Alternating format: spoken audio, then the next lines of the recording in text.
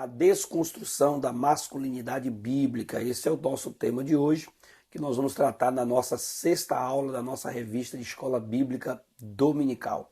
E eu quero convidar você para a gente estudar junto a palavra de Deus, mergulhar nesse texto tão profundo que está nessa revista nossa, do terceiro trimestre, e está maravilhosa. Essa revista tem por tema a Igreja de Cristo e o Império do Mal, como viver neste mundo dominado pelo espírito da Babilônia. Escrita aí pelo pastor Douglas Batista, um doutor em teologia, um homem de um conhecimento muito profundo das Escrituras, e trouxe uma revista muito atual, muito excelente mesmo para os nossos dias. E a CPAD, com tanto o pastor Douglas Batista e toda a equipe aí, está de parabéns pelo tema que foi elaborado para esse momento do presente século em que estamos vivendo, tratando de temas tão atuais, dos quais já tratamos aqui de 5 temas, até agora, e vamos agora para o 6º tema. Os temas anteriores que nós tratamos, você pode voltar aí na nossa playlist sobre Escola Bíblica Dominical e assisti-los novamente. São temas atuais, interessantes, que vale a pena você acompanhar. E a partir de agora, nós estaremos mergulhando nesse tema, que é sobre a desconstrução da masculinidade bíblica, e você vai ver como isso está acontecendo em nossos dias. Mas antes de tudo, eu gostaria de te pedir para você deixar aqui o seu comentário na nossa lição e também para que você possa se inscrever no nosso canal. Se inscreve, ativa o sininho, dá um like, porque isso nos ajuda a crescer aqui no YouTube e mandar a nossa mensagem, essa reflexão para mais pessoas. Você pode também copiar o link e postar aí nos grupos que você faz parte, que estuda a revista, que estuda a palavra de Deus, mandar para os amigos, professores, outros amigos também para acompanhar o nosso canal. É muito importante a sua opinião, é muito importante que você divulgue e ore pelo nosso trabalho, pelo nosso ministério, para que a gente possa continuar fazendo esse trabalho aqui, levando a obra de Deus mais adiante, tá bom? Então, feito isso, vamos à nossa introdução para a gente ganhar tempo e meditar juntos na palavra de Deus. A desconstrução da masculinidade bíblica é um tema muito atual, Estamos vendo isso aí acontecer nos dias atuais, por meio dessa teologia progressista, essa teologia liberal, desses ensinamentos progressistas que nós estamos vivendo. E nós iremos tentar tratar um pouquinho aqui sobre o conceito progressista na atual desconstrução da masculinidade. Então nós iremos apresentar para você qual é o mandato divino para o homem, o que Deus mandou acerca da masculinidade, como foi que Deus criou o homem a partir disso. E depois nós vamos tratar também sobre as ofensivas da desmasculinização, como tem sido essa ofensiva, como está sendo isso, por meio de educação, de livros, de filmes, seriados e tantas coisas mais que está sendo trabalhado para desconstruir. E também nós iremos mostrar alguns exemplos, um exemplo bíblico de um homem que exibe o que é a masculinidade bíblica, ao olhar bíblico, para que você possa entender. Mas antes de tudo, é bom que você compreenda que a palavra desconstrução, ela é algo lento, é algo sorrateiro, devagar. Não é a mesma coisa de demolir, não é a mesma coisa de implodir, de destruir. Quando você vai ver a destruição de um prédio, uma implosão, eles colocam as dinamites, explode, pronto, jogou no chão, acabou.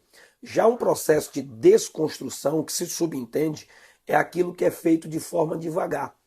A pessoa vai subir em cima de uma casa, vai tirando telha por telha, madeira por madeira, vai desmontando aos poucos, vai desconstruindo aos poucos. Não tenho dúvida que esse movimento progressista, de forma a lidar com as questões bíblicas e espirituais, se pudesse, implodia, destruía por vez.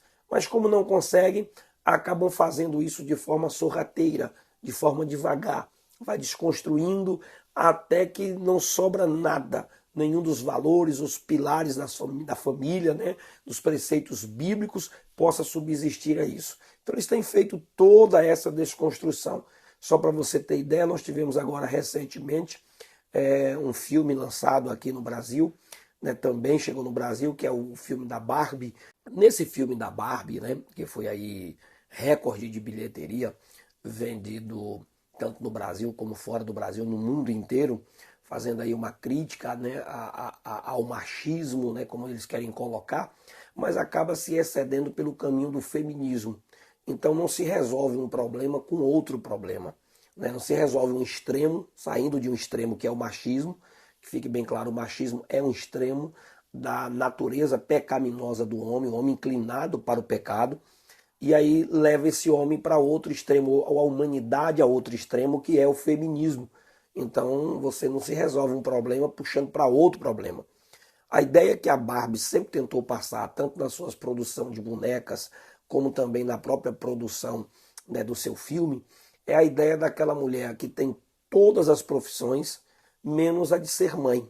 Você pode observar que não há espaço para uma Barbie mãe, para uma Barbie romântica, né? Aquela Barbie que é uma mulher do dia a dia, a mulher brasileira, a mulher que volta para casa, que encontra o seu esposo, que encontra o seu marido, os seus filhos, né? Que manda eles para a escola. É um conto de fada diferenciado. Até nos romances mais antigos, né, todas as ideias da dramaturgia terminava num amor verdadeiro, na encontra da paixão, na encontra do amor, enquanto que o filme simplesmente vai ter a ideia de retratar uma Barbie independente. É aquela que tem todas as profissões que quer ter, nada contra a mulher galgar, né, o seu espaço nas profissões. A gente sabe que a sociedade mudou desde a época dos patriarcas para os dias de hoje. A sociedade hoje há um espaço para as mulheres batalhar por suas profissões, só que nesse modelo do faz de conta, né, do mundo das fadas, no mundo da ficção, não há um espaço para a mulher da realidade. É sempre a Barbie perfeita, né, que está sempre pronta, perfeita, bonita, né, um corpo, né, padrão, um modelo de beleza que está ali estabelecido e ponto final. Né? Recentemente, por causa das fortes críticas que o mercado da Barbie sofreu, houve a inclusão de algumas bonecas, né, com cores diferentes, cor da pele e às vezes até algumas limitações físicas também apresentadas para tentar incluir. Mas não há a ideia da Barbie mãe, né? Quando a produtora dessa boneca ela criou essa boneca, que é a Ruth, o nomezinho em inglês me falha agora o segundo nome dela, mas ela, quando criou essa boneca, ela criou justamente a partir do momento que ela viu a filha, né, brincando com recorte de revistas e de mulheres adultas. Então ela viu que a criança dela não queria só brincar com a bonequinha, que era um bebê. Então transferiu a ideia para uma boneca já adulta, já grande, incluída na sociedade, com todos os tipos e modelos de profissões. Porém, nesse modelo de trazer a mulher adulta, não traz a realidade da mulher do cotidiano. Então isso há uma desconstrução na mente da criança desde a sua infância, trabalhando para um padrão de feminismo levado ao extremo. Inclusive a própria feminista americana fez duras críticas à Barbie, pois a Barbie incluía só a ideia de usar o rosa, né, a ideia só de usar modelos e padrões de beleza único, padrão de cor de pele e tudo mais. Foram fortes críticas feitas porque havia um desequilíbrio a partir deste filme, né, desta boneca. E agora o filme também traz justamente isso, onde o King Queen, né, alguma coisa assim, o macho lá, o homem, ele é sempre colocado como o zero à esquerda, nunca a ideia do homem, né, perfeito, do homem correto, do homem que tem a sua masculinidade dentro dos padrões corretos, mas sempre é levada a ideia do machismo, onde o homem precisa ser humilhado pela mulher. Então a ideia que se tem das teorias dos dias atuais é que a mulher e o homem estão em competição. Os dois estão competindo entre si, né? São rivais. Enquanto que, biblicamente, a ideia bíblica é que os dois se completam. Há um complemento entre o homem e a mulher. Os dois se completam. Esse é o padrão da ideia bíblica. Veja que no próprio processo, Deus deu a capacidade do homem e da mulher reproduzirem a sua espécie, né? De gerarem filhos. E veja que um não consegue gerar sem o outro. Um depende do outro. Então as diferenças que existem entre homem e mulher, os dois se completam, acabam por se completar. A gente sabe muito bem que existem diferenças cromossômicas né? Formação do XX, XY, não vou entrar nesses detalhes científicos aqui porque não é a nossa área, mas a gente sabe que existe a diferença cromossômicas, a gente sabe que existem as diferenças hormonais, né? Hormônios que tem mais no homem, menos na mulher, hormônios que tem mais na mulher, menos no homem.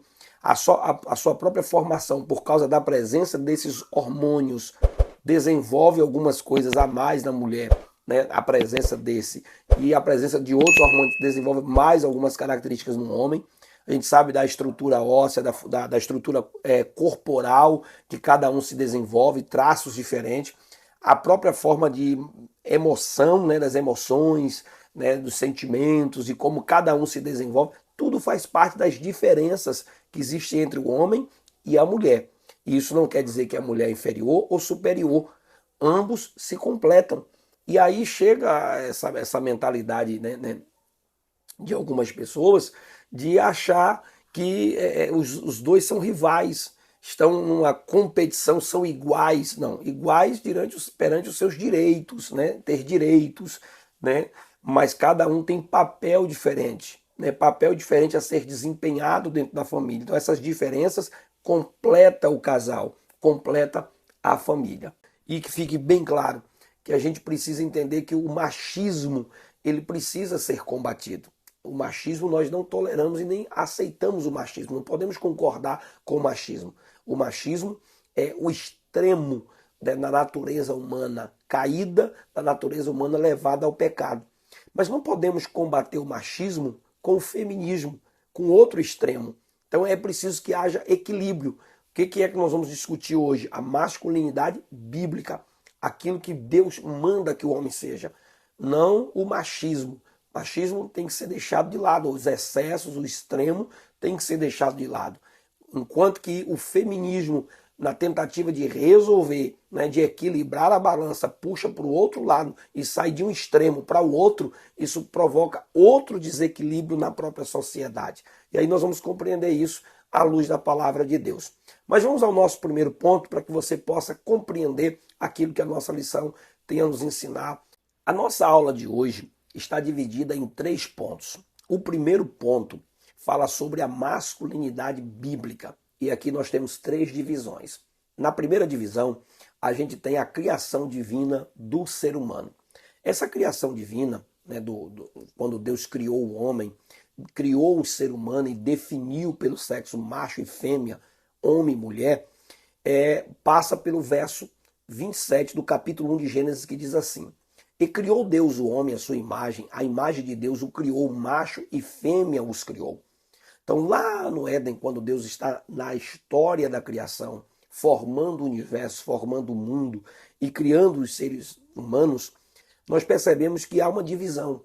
Capítulo 1 fala no verso 27 que Deus criou o homem e criou macho e fêmea.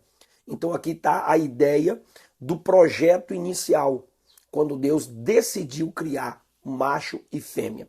No capítulo de número 2, né, mais à frente, Moisés, ao escrever o livro do Gênesis, ele vai detalhar como Deus formou. Então Deus faz primeiro o homem, executa ali a formação do homem, formou o homem, e na sequência, né, após Deus ter formado o homem, ele pesa um forte sono ali sobre o homem e dali retira a mulher da costela do homem e forma a mulher. Observe que no primeiro relato da criação do homem, aparece dizendo que Deus criou o homem, né, criou o ser humano, e fez um macho e fêmea, definindo aqui a sua sexualidade, tanto fêmea como macho. Já no capítulo 2, Moisés entra no detalhe da criação. Pastor Ciro Sanches, um renomado escritor e pregador do evangelho no Brasil, ele detalha isso na sua aula, falando sobre essa ideia de Deus, primeiro, criar o projeto, criar a ideia, né, criou o homem, formou a ideia do que era o homem. E no segundo plano, Moisés passa a falar sobre a formação. Então, nessa hora da formação, um é executado primeiro do que o outro. Não com a ideia de quem é maior e de quem é menor, mas apenas Deus tratando da criação do homem, da formação do homem, para que o homem pudesse existir. Veja que a diferenciação visa o complemento mútuo e o desempenho dos papéis. Veja que Deus coloca ali, né, dizendo que a mulher seria uma adjuntora. Não é bom que o homem esteja só ou viva só.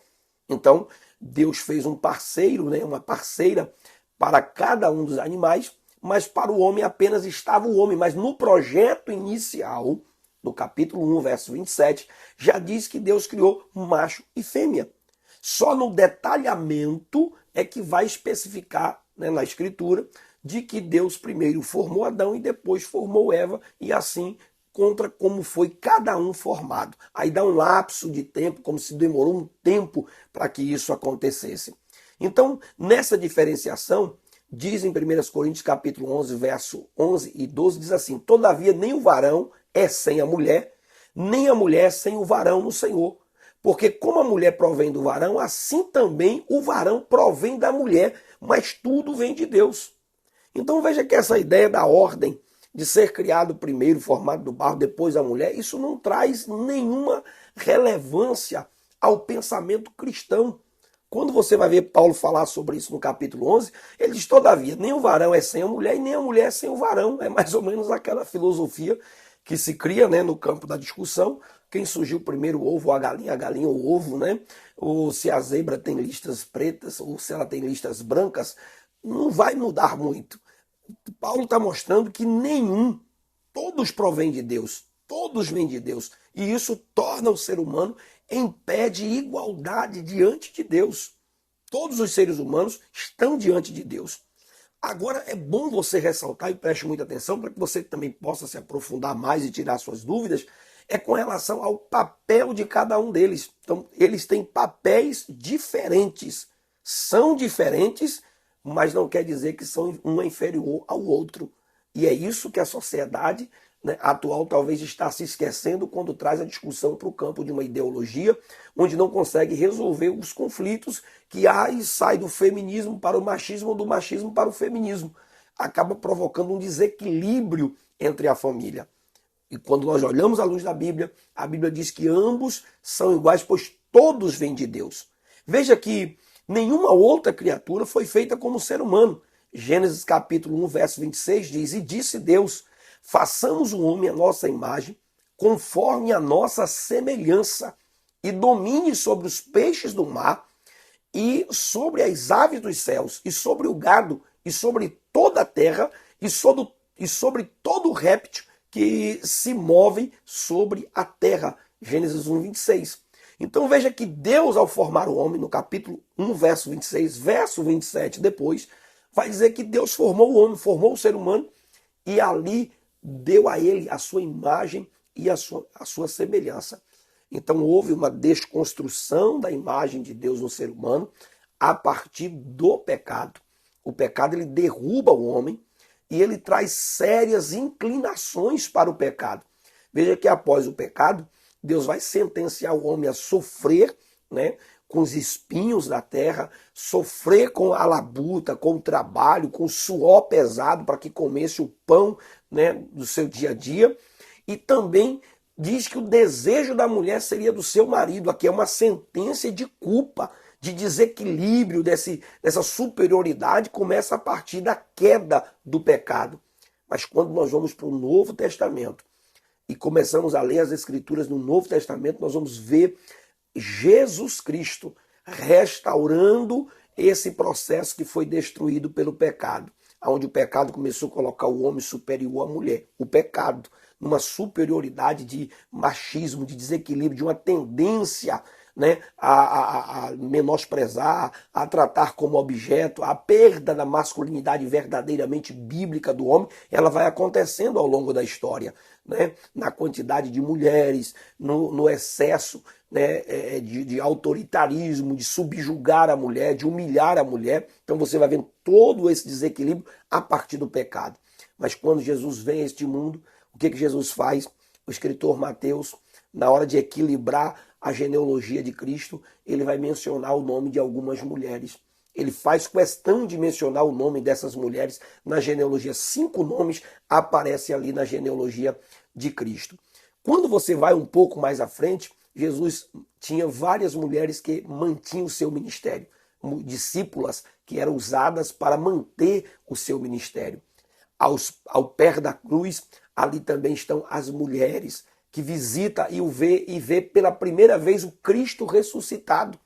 Quando você vai também mais à frente, você vai ver, né, várias mulheres sendo discípulas, pregadoras do Evangelho, levando o Evangelho adiante para aquelas pessoas que precisavam da graça e da misericórdia de Deus. Então a mulher ela passa a ser a porta-voz dessa pregação, vendo, né, o Cristo ressurreto primeiro do que os próprios homens. Então tudo isso era Jesus trazendo a dignidade, o reconhecimento da importância da mulher para o seu papel, no seu papel na sociedade. Então veja que o pecado ele deturpou, ele destruiu, desconstruiu o papel da mulher, o próprio papel do homem, mas depois Cristo traz essa restauração, esse equilíbrio, onde os próprios apóstolos também vão recomendar aos maridos, né, a tratarem suas esposas com equilíbrio, com respeito, né, com moderação, para que houvesse dignidade ali dentro da família. O próprio Paulo diz que o homem teria que se sacrificar pela esposa,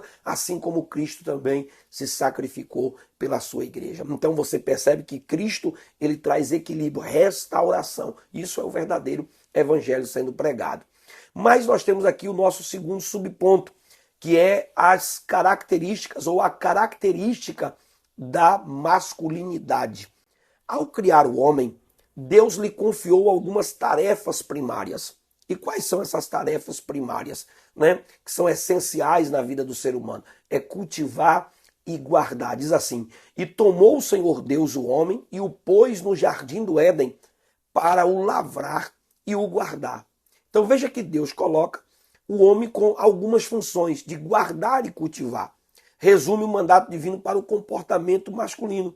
Então veja que as funções do homem de provedor, de protetor, são próprias da natureza humana, né? Da natureza do próprio homem. Cabe ao homem proteger a sua esposa, a sua família, bem como prover-lhes uma vida digna, né? Olha o que diz a Bíblia em Efésios capítulo 5, verso 28 e 30. Assim devem os maridos amar a sua própria mulher, como ama o seu próprio corpo. Quem ama a sua mulher, ama a si mesmo. Porque nunca ninguém aborreceu a sua própria carne, antes a alimenta e sustenta, como também o Senhor a igreja, porque somos membros do mesmo corpo. Então veja que Paulo aqui no argumento sobre os deveres do marido, ele diz, olha, o homem deve amar a sua esposa assim como ele ama o seu próprio corpo. Ele diz assim, ninguém maltrata a sua própria carne, o seu próprio corpo, destrói o seu próprio físico. Se essa pessoa estiver fazendo isso, ele está com um problema, num distúrbio. Então Paulo está argumentando com pessoas normais. Então ele está dizendo, ninguém destrói o seu próprio corpo. Então se o cara cuida bem do próprio corpo, ele deve cuidar bem de sua esposa. Assim como Cristo, assim como o Senhor sustenta e alimenta a igreja, cuida da igreja, assim também o marido deve fazer com a sua própria esposa. Então, num auxílio aqui para você agregar aí a aula, né, nós podemos dizer que ser homem, segundo a Bíblia, é assumir a missão de proteger a sua família. É sustentar, é guardar, é proteger, é livrar a sua família do mal. Esse é o papel do homem ainda na presente sociedade. Não é só naquela época patriarcal, não. Ainda hoje, o homem tem um dever, é uma obrigação do homem, né? Proteger a sua casa, livrar a sua família, guardar os seus filhos e livrar a sua família do mal. Esse é o papel do homem. Ser homem, segundo a Bíblia, é assumir a responsabilidade de liderar a sua casa, né? Liderar os seus filhos nos caminhos do Senhor, de conduzir a sua família, de ser o sacerdote da sua casa. Assim como Josué um dia disse, eu e a minha casa serviremos ao Senhor. Então cada homem tem um dever, segundo a Bíblia, liderar a sua própria família nos caminhos do Senhor. Ser homem, à luz da Bíblia, né, segundo a Bíblia, é entender a responsabilidade de ser o provedor e o sustentador de sua família, de ser o sustentador de sua casa, o mantenedor de sua família. Ser homem, segundo a Bíblia, é usar, né, da sua coragem, né, ser corajoso, como disse o Senhor para Josué. Não foi isso que te ordenei? Seja forte e corajoso, não tenha medo. nem fique assustado, porque o Senhor, seu Deus, estará com você por onde quer que você andar. Portanto, homens são chamados por Deus para serem fortes e úteis à sua família e à sua comunidade. Então, na condição de homem, você tem o dever bíblico, né, de ter coragem de liderar a sua família, de cumprir o seu papel como pai de família, como provedor da sua casa, como protetor da sua família. A masculinidade bíblica, ela enaltece o amor e o cuidado em relação à mulher. O machismo, ele faz o que? Ele inferioriza a mulher, ele desonra a mulher. Enquanto que a masculinidade bíblica, ele tem o dever de proteger, de amar. Veja que Efésios, né, no capítulo 5 de Efésios, quando Paulo começa a discorrer sobre o assunto, né, a descrever sobre o que está tratando, ele diz que o homem tem que amar a sua esposa a ponto de se sacrificar por ela como Cristo se sacrificou. Veja que o mesmo texto que pede que a mulher esteja submisso ao seu marido, submisso ao seu esposo, esse mesmo texto diz que ela tem que ser submissa a um homem que é capaz de morrer por ela, de se sacrificar por ela, como Cristo se sacrificou pela igreja. Então veja que a igreja obedece a Cristo, né? A igreja se submete à vontade de Cristo, mas se submete a quem? A um Cristo que foi capaz de morrer por ela. A igreja se submete a um Cristo que deu a própria vida em amor de cada um de nós. Então, há um equilíbrio aí. Então, Paulo, que está falando sobre a submissão, né, da esposa ao seu esposo, ele está tratando com a submissão a um esposo que ama a esposa, que é capaz de sacrificar a sua vida por ela. Veja também o que a Bíblia fala através do apóstolo Paulo, quando ele diz assim: a Bíblia ensina ao homem a honra, né, a honrar a mulher com toda a dignidade. 1 Pedro capítulo 3, verso 7 diz assim: igualmente vós, maridos, coabitai com ela com entendimento, dando honra à mulher como vasos mais fracos, como sendo vós os seus coerdeiros da graça da vida, para que não sejam impedidas as vossas orações.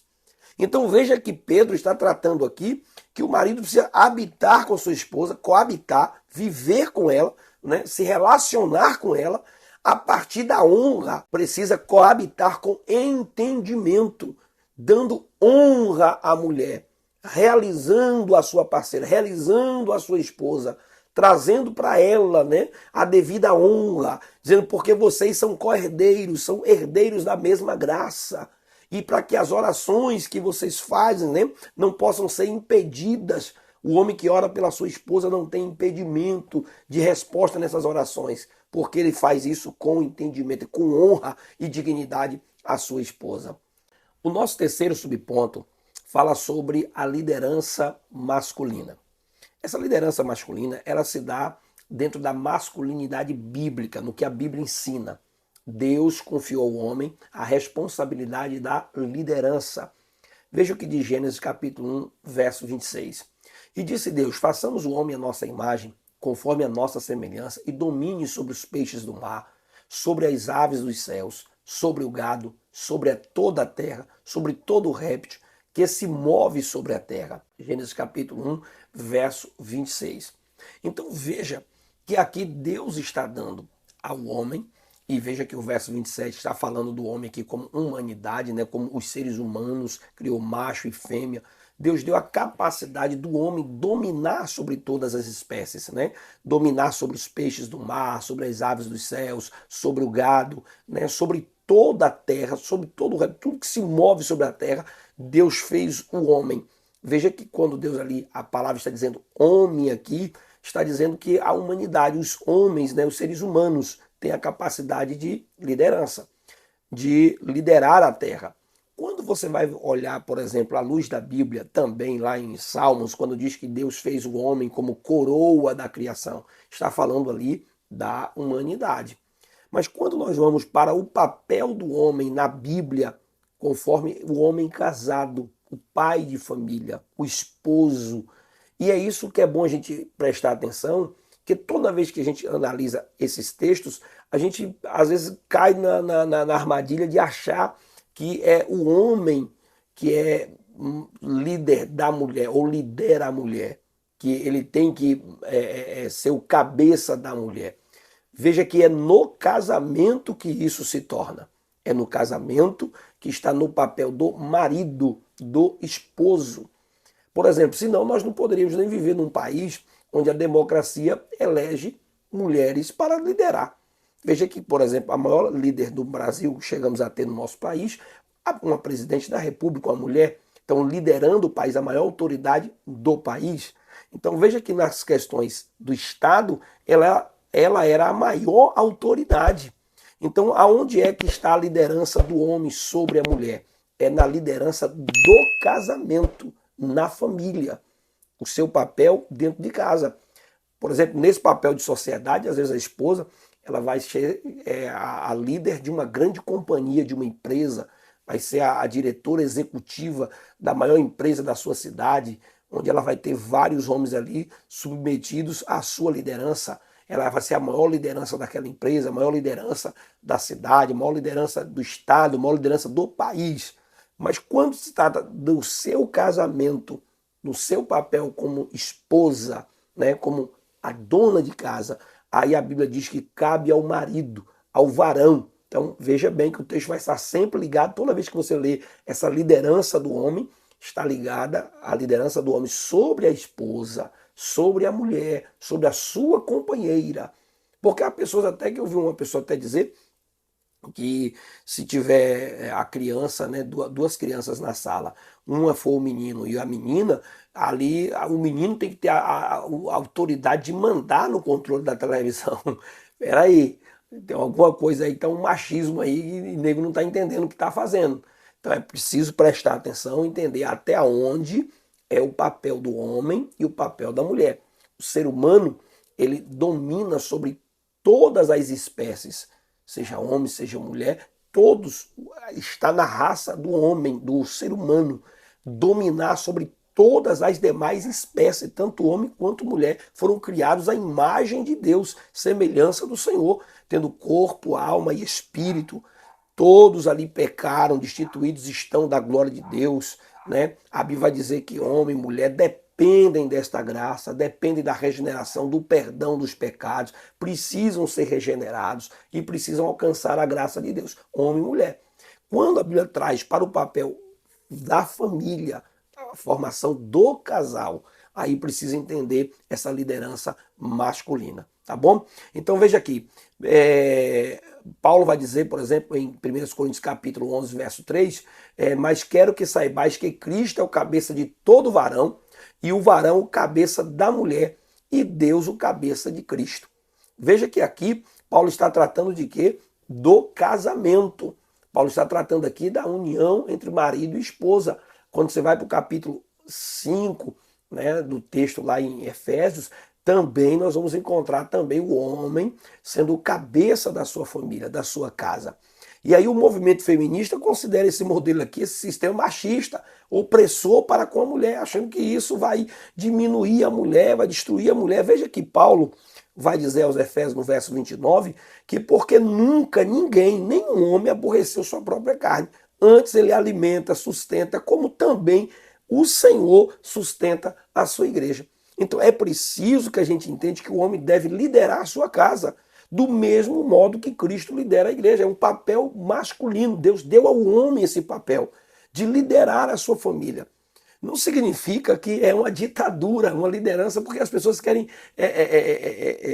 tornar, eu diria assim, depreciar o termo, né? Não suporta falar na palavra liderança, liderar, né? Não é subjugar, não é humilhar, né? Não é um casal que se completa, onde o marido tem o dever, né, de liderar, de tomar as rédeas da situação, resolver ali junto com a esposa, guiar a família para que possam chegar a algum lugar, a um alvo estabelecido. Se o marido não cumpre esse papel, às vezes, existem vários casos que por negligência do marido, vamos falar sobre isso um pouco mais à frente, a negligência do homem acaba que as esposas tendo que cumprir o papel dela e o papel do marido também. Então veja que o homem, ele deve liderar a sua casa, requer, né, a prática de algum tipo de sacrifício pela mulher. Veja o que a Bíblia diz aí, vós marido amai vossas mulheres como também Cristo amou a igreja e a si mesmo se entregou por ela. Então é onde o esposo é capaz de se sacrificar pela própria esposa, pela própria família, pelo próprio lar. Então esse é o papel da liderança. O líder precisa ter isso. O homem deve evidenciar virtudes tais como fortaleza, sabedoria, coragem, amor, respeito para com a sua família.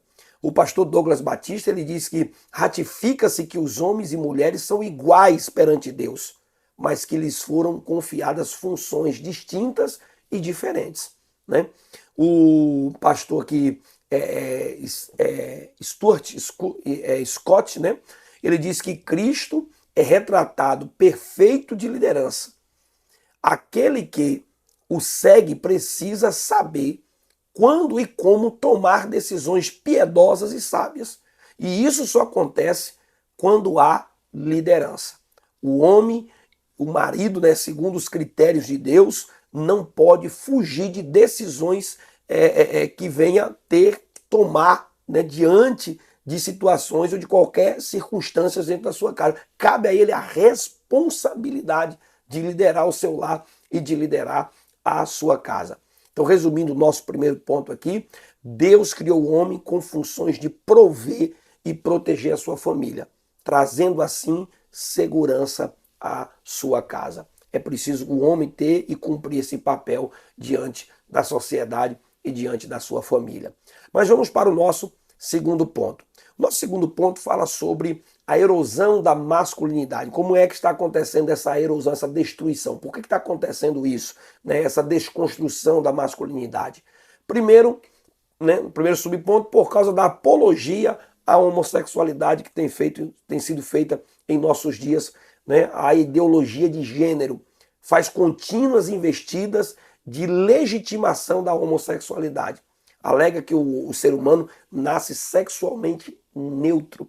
É isso que eles estão defendendo. Dizem que o homem só é homem porque é ensinado. Né?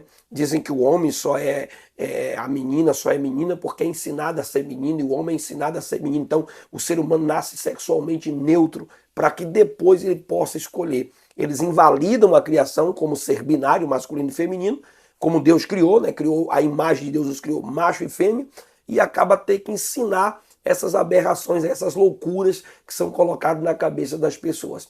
Onde a gente percebe que o próprio homem, como eu disse há pouco instante, na sua formação cromossômica, né, física, né, nos seus hormônios, né, o engrossamento da sua própria voz, né, as diferenças da sua corda vocais, da sua musculatura, tudo isso vai diferenciando o homem da mulher.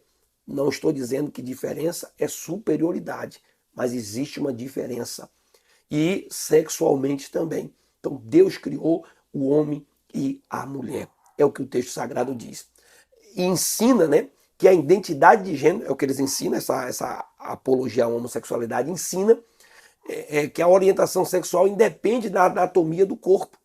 Eles querem dizer, por exemplo, que o cidadão nasce e pode ser orientado a ser o que quer, numa deturpação completa daquilo que deve ser a sua própria identidade. Eles não aceitam, né, que os órgãos do sistema reprodutor sirva de parâmetro para a sexualidade. O fato da pessoa nascer, né, com a genitália masculina, eles querem dizer que isso não define que é um homem. E o fato de nascer com a genitália, né, feminina não quer definir que é uma mulher. Eles querem negar a própria ciência, querem negar a própria formação física, a anatomia do corpo humano, para assim trazer uma deturpação daquilo que é de fato o ser humano, daquilo que é de fato que Deus formou. É uma sexualidade antinatural e incentivada. Mas Romanos, capítulo 1, verso 26 e 27, o apóstolo Paulo, falando com aqueles irmãos, disse assim: pelo que Deus os abandonou às paixões infames, porque até as suas mulheres mudaram o uso natural, no contrário à natureza. E semelhantemente também os varões, deixando o uso natural da mulher, se inflamaram em sua sensualidade uns para com os outros, varão, contendo torpeza e recebendo em si mesmo a recompensa que convinha ao seu erro. É por isso que eles querem o quê? Negar esses textos sagrados. Dizer que esses textos são ultrapassados, eram para aquela época, que a Bíblia não está falando mais hoje, que a Bíblia contém erros, como disse uma certa famosa aí, né, dos meios sociais, de que a Bíblia precisa ser reescrita com amor, ser atualizada. E aí assim você percebe eles querendo desconstruir, né? Inclusive eu vi agora falando sobre a ideia de uma Bíblia construída pela inteligência artificial, aonde a ideia é que as palavras que machucam, que incomodam determinados grupos ou classes serão banidas e a Bíblia vai ter uma linguagem fácil, né, de fácil aceitação para todos. Então não é a Bíblia, não é a palavra de Deus. Não é a palavra de Deus que tem que se adequar ao homem. É o homem que precisa se adequar à palavra de Deus. A palavra que Deus tem para os nossos corações. Passa os céus e a terra, mas a sua palavra permanece para sempre. E no nosso segundo subponto, aqui ainda falando sobre essa erosão da masculinidade, né? O segundo subponto diz sobre a responsabilidade que está sendo negligenciada. Veja que em virtude da relativização da masculinidade, o modelo bíblico ele vem sendo abandonado. Então começa a ser negligenciada. A identidade masculina é substituída por indivíduos de duplo ânimos, né? Vacilantes, inconsequentes. A Bíblia diz, por exemplo, em Tiago capítulo 1, verso 8, dizendo que o homem de coração dobre, ele é o quê? Inconstante em todos os seus caminhos. Veja que numa versão da NVT, diz, pois tem a mente dividida e instável em tudo que se faz. Então, por causa, né, dessa erosão, né, da masculinidade, está acontecendo aqui umas responsabilidades que estão sendo negligenciadas. Homens que estão deixando de cumprir o seu papel, deixando de cumprir aquilo que é mandamento divino, às vezes por medo das críticas, né, por medo desse modelo de pensamento, desse modelo que a sociedade está imprimindo, acabam deixando de cumprir o seu próprio papel que deveriam cumprir como pais de família, como marido, como esposo, né, como o provedor e protetor da sua casa, acabam deixando de cumprir a sua própria missão que Deus lhe confiou. Muitos incapazes de sustentar a própria casa pela aversão ao trabalho. Né? Veja o que diz Provérbios capítulo 21, verso 25. O desejo do preguiçoso o mata. Né? O desejo do preguiçoso o mata, porque as suas mãos se recusam a trabalhar. Então são pessoas que deixam de cumprir suas responsabilidades e aí acabam sendo criticados, né? Reprovados como marido, como esposo, como provedor de sua família. Não cumpre com a sua missão de prover, de sustentar, de cuidar bem de sua esposa, de cuidar bem dos seus filhos, de cuidar bem de sua família, porque acabam não gostando do trabalho. O próprio apóstolo Paulo diz que quem não gosta de trabalhar não come, né? É uma palavra dura, mas é a palavra de Deus. Ele diz, vai ter com a formiga o preguiçoso. Então o homem precisa, como homem, como pai de família, cuidar bem de sua família, cuidar bem dos seus filhos, trabalhar para que a sua família venha ter o sustento digno, né? Ainda que seja um recurso pequeno, né? Que suas condições não lhe dê condição de dar um luxo, mas dá dignidade, trabalha, honra a sua família, honra a sua casa, né? A família vê ali o esforço do pai de ser o provedor, cumprindo a sua responsabilidade. Aí o marido deixa de ser a referência, porque a esposa é obrigada a cumprir o papel do marido também, né? A cumprir o papel do esposo, e os filhos perdem a referência. Por isso que está acontecendo essa erosão da masculinidade. E aí resulta em inúmeros casos de desajuste familiar e de divórcio. Esposa que larga o marido porque não consegue ver futuro. O marido tem uma má administração financeira, o dinheiro que pega gasta nos vícios, né? Gasta apenas em satisfação pessoal, de sonhos pessoais, né? Em aquisição de coisas pessoais, e esquece da própria família. Daqui a pouco gera um divórcio. E a esposa é que tem que cumprir agora o papel de marido, né, o papel de pai e mãe daqueles filhos. E aí o filho passa a ter que referência. Qual é a referência que esse pai passa a ter dessa família? Um completo de desajuste. Ele passa a ver a esposa, agora a mãe, como cumprindo todos os papéis. E o pai em si passa a ser uma personalidade ou uma pessoa completamente detestável, rejeitada porque não cumpriu o seu papel, porque não cumpriu, negligenciou a sua responsabilidade. E aí acaba tendo o quê? Divórcio, separação e tantos problemas mais. Renato Vargens, né, um escritor nosso aqui no Brasil, diz assim que vivemos em uma época em que um número, né, incontável de homens não amadureceu. Na verdade, esse tipo de homem, por motivos diversos, né, costuma desenvolver no cotidiano uma espécie de comportamento de adolescente desprovido de responsabilidade e maturidade emocional. Então, quantos homens estão deixando a desejar de cumprir o seu papel, de proteger a sua esposa, de cuidar de sua esposa? Casam, mas não têm responsabilidade, não cumprem o seu papel. A esposa é que tem que ficar carregando esse marido nas costas, né, cuidando desse homem, fazendo as coisas, tomando as decisões por ele, porque ele não consegue tomar decisão. Ele não assume o seu papel. Paulo escreveu aos Coríntios, capítulo 16, verso 13, assim, né? Portai-vos varonilmente, portai-vos como homens, ajam como homens. E ele vai falar sobre isso aqui, né? Não como crianças. Então era um chamado aos homens se mostrarem valentes, né, corajosos, em momentos necessários liderar com maturidade, liderar com sabedoria, com força. Veja que, por exemplo, que a rejeição ao padrão bíblico arrasta o homem para o abuso moral, né? Mantém ele prisioneiro de ideologias anticristãs e impede o seu pleno amadurecimento espiritual. Então, quantos homens, quantos maridos, quantos homens estão negligenciando o seu papel, a sua responsabilidade? E por isso deixa acontecer essa erosão toda. Tá vendo aí, jovem?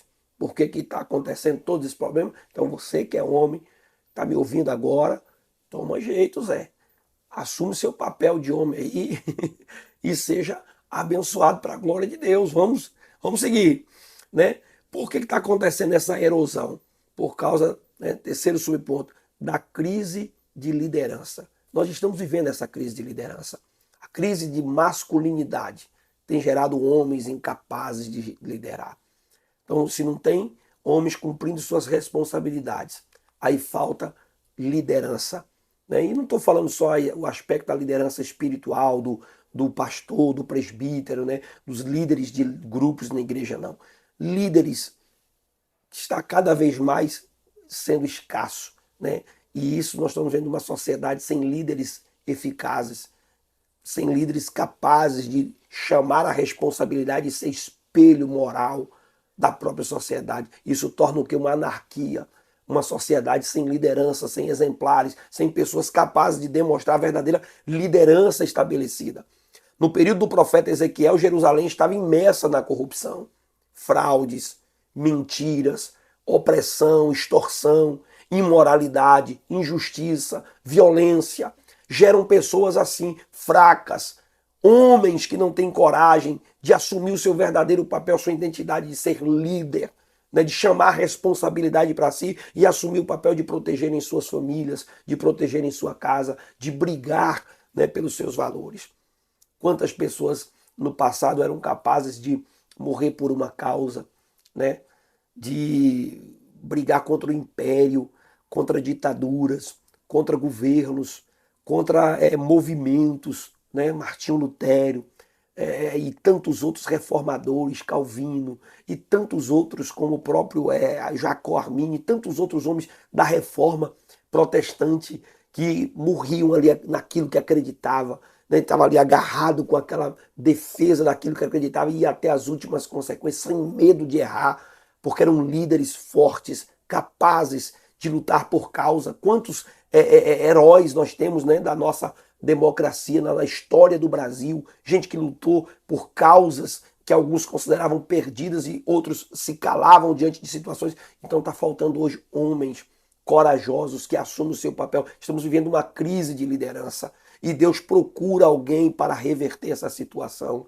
Ezequiel capítulo 22, verso 30 diz: e busquei dentre eles um homem que estivesse tapando o muro, estivesse na brecha perante mim por esta terra, para que eu a não destruísse, mas não achei ninguém. Lá no tempo do profeta Ezequiel, Deus estava procurando homens que estivessem fazendo alguma coisa para reparar os muros daquela sociedade, os muros daquele lugar. Mas veja o que diz 1 Reis, né? Primeiro livro dos Reis, capítulo 2, verso 2. Eu vou pelo caminho de toda a terra. Esforça-te, pois, e sê homem. Seja homem. A palavra de Deus dita a Davi. A palavra de Deus de Davi dita ao seu filho Salomão. E a gente termina esse segundo ponto dizendo que muitos homens estão acovardados, negligenciando o seu papel de líder pelo temor de serem às vezes mal compreendidos, mal vistos, alvos da cultura do cancelamento. Contudo, um líder autêntico, ele não vacila por causa da opinião popular, por causa do cancelamento, porque vai ser perseguido. Não, o homem autêntico, ele tem coragem, né, de brigar pelos seus ideais, de defender a sua casa, de defender a sua honra, de defender a sua família, através, né, dos seus valores cristãos, dos seus valores bíblicos, pautados na palavra de Deus.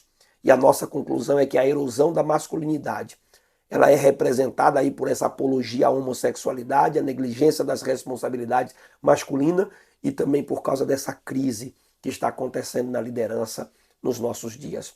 O nosso terceiro subponto fala sobre Boaz, símbolo bíblico da masculinidade. Por que Boaz ele é um símbolo bíblico da masculinidade? Então aqui o autor da revista divide em 3 subpontos para que a gente possa compreender por que Boaz é este símbolo, né? Primeiro, por causa do seu modelo de generosidade. Por isso que ele é esse símbolo de masculinidade. Ele é um homem generoso. Boaz ele é um parente de Elimeleque. Elimeleque é o esposo de Noemi. Essa história está registrada no livro de Ruth. É muito bom que você leia. O livro de Ruth é tão pequenininho, 4 capítulos. Você lê rapidamente, uma história fantástica, maravilhosa, recheada de milagres, né, de altos e baixos, ali momentos difíceis, mas muito milagre e providência da parte de Deus. Você termina o livro de forma emocionada, maravilhosa. Você mergulha nesse livro, você encontra a história de Boaz, a história de Ruth, né? A Noemi ela sai de sua terra, de Israel, para Moabe, por causa da fome. A fome estava destruindo a civilização do seu tempo, não vou entrar em muitos detalhes. E ela mais o esposo Elimeleque vão para lá junto com os 2 filhos, né, o Malom e Quilom. E lá eles casam, um casa com uma menina chamada Orfa e o outro casa com uma chamada Ruth. E lá passa-se os anos, Elimeleque morre, faleceu de uma enfermidade, depois morrem os 2 filhos. Então Ruth e Noemi e Orfa decidem voltar para Israel. E quando elas voltam para Jerusalém, a Noemi dá um conselho para as 2 noras que elas ficassem lá em suas terras, porque ela estava indo para uma terra e não tinha filho mais para elas casarem. Segundo as leis daquela época, né, a mulher que ficasse viúva, ela precisava casar, né, segundo a lei do levirato, ela precisava casar com um parente daquele seu marido que morreu para que desse continuidade à geração daquele falecido. Então era uma cultura que havia no seu tempo. Porém, Noemi perderam o marido, os filhos ficaram apenas com a moabita Ruth, suas 2 noras, e viúvas e sem filho, voltando para o meio do seu povo. A Orfa decide voltar, ficar lá na terra de Moabe, enquanto que Ruth decide acompanhar a sua nora. E a Bíblia diz que para sobreviver, ali Ruth tem que trabalhar num campo que pertence a Boaz. É aqui que entra o Boaz da história, né? E aí ela vai lá trabalhar, o texto diz no capítulo 2, verso 5, que foi, pois, e chegou e apanhava espigas, né, no campo após os segadores, e caiu-lhe a sorte a parte do campo de Boaz, que era da geração de Elimeleque. E depois disse Boaz, o seu moço que estava ali, né, os segadores deixaram alguma coisa sobrar para aquela moça que estava ali vindo cegar. E ao saber, né, que Ruth deixara a sua terra para apoiar a sogra, Boaz a tratou com generosidade. As pessoas contaram para ele e disseram, olha, essa menina que está aí, essa é a Ruth, ela é a nora da Noemi, ficou viúva, mas mesmo assim veio para aqui, para Israel, para cuidar de sua sogra, dizendo que iria cuidar de sua sogra e estaria com ela o tempo todo, seu Deus. Então ele viu naquela menina ali e ele começou a tratar ela com generosidade. Então ele é um homem generoso, ele se dirigiu a ela com ternura, né? Protegeu para que ela não fosse molestada por outros trabalhadores da vinha, para que tratasse ela com respeito, a alimentou, né? Ordenou que ela fosse favorecida no momento da colheita e pela lei ali ele estava agora tendo o privilégio de poder casar com ela e resgatar ela, né? Através do casamento, para que ela desse continuidade ao seu a sua história familiar, desse continuidade à história do seu esposo que havia falecido. Então você percebe aqui que Boaz é um exemplo de um homem, né, da masculinidade generosa, da masculinidade que transmite generosidade, compreensão para com a esposa, né, para com a mulher. Então, apesar da compaixão de Boaz, Noemi e Ruth ainda estavam em apuros, estava em dificuldade, mas ele assume a responsabilidade de ser o resgatador daquela família. Quando você olha, por exemplo, no modelo de responsabilidade que Boaz desenvolve, ao prometer resgatar Ruth, Boaz está ciente que o direito era de um parente mais próximo que ele. Então, porém, agora é muito verdade que eu sou o remidor, mas ainda outro remidor há mais chegado do que eu. Fica-te aqui esta noite, e será que pela manhã, se ele te redimir bem, bem-estar, ele te redima. Porque, porém, se não quiser redimir, vive o Senhor que eu cumprirei, né, pela manhã. Então perceba que Boaz compreende que havia alguém mais próximo que poderia cumprir aquele papel, mas ele não diz, né, porque existe alguém mais próximo que eu vou deixar de fazer a minha parte. Muito pelo contrário, vamos esperar. Se ele não remir, se ele não fizer, eu vou fazer. Então veja que ele não negligencia a sua responsabilidade. Ele assume a responsabilidade. Enquanto que há pessoas que, se tivesse uma situação dessa, empurravam com a barriga e diz: a responsabilidade não era minha, a responsabilidade era do fulano, passava para adiante. Então ele é um modelo de responsabilidade. Por isso que ele é um modelo de masculinidade bíblica, movido por responsabilidade, por liderança, por honra. Né? Boaz levou o caso aos anciões da cidade, tratou o assunto e chamou a responsabilidade para si. Né? O parente que tinha a primazia, que não cumpriu a princípio, autorizou Boaz a cumprir, né, a fazer aquilo ali. Então disse o remidor: para mim não poderei a redimir, para que não cause dano à minha herdade. Redime tu a minha remissão para ela, porque eu não a poderei redimir. Disse, pois, o remidor a Boaz: toma-a para ti. E ali diz o texto que Boaz cumpriu aquele ato de remissão, né, de redimir a Ruth, fazer conforme mandava a lei do levirato, casar com ela e reaver também as suas propriedades que pertenciam. Então Boaz se tornou o provedor e protetor daquela família. Assumiu o quê? Responsabilidade. Veja que esse casal aqui, né, termina da melhor maneira possível como poderia terminar uma história. O casal gerou Obed. Obed gerou a Jessé e Jessé gerou a Davi. Então essa família passa a ser agora a família da linhagem de Jesus, de onde veio o Cristo. Aí lá em Mateus capítulo de número 1, o evangelista vai tratar justamente sobre isso, que o Cristo, né, veio desta família de Ruth. Por isso que o nome de Ruth aparece lá na genealogia, Jesus valorizando a presença da mulher na sua história. Boaz é símbolo de masculinidade, enquanto marido, pai e líder exemplar. Boaz representa um símbolo de masculinidade bíblica. E você precisa, você homem, nós homens, precisamos assumir o nosso papel, a nossa responsabilidade. Uma coisa é o machismo, e o machismo é o extremo. O machismo é prejudicial à sociedade e à família, assim também como o feminismo. Nenhum extremo, todo extremo é perigoso.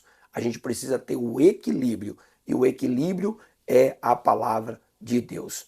E eu termino essa aula dizendo a você, concluindo dizendo que a masculinidade é um conjunto, né, de atributos e funções inerentes ao homem. A desmasculinização decorre da inversão dos papéis do homem na sexualidade, na liderança e na prática dos seus deveres. A masculinidade bíblica, ela exige o autocontrole, sacrifício e firmeza de caráter no encargo de suas tarefas.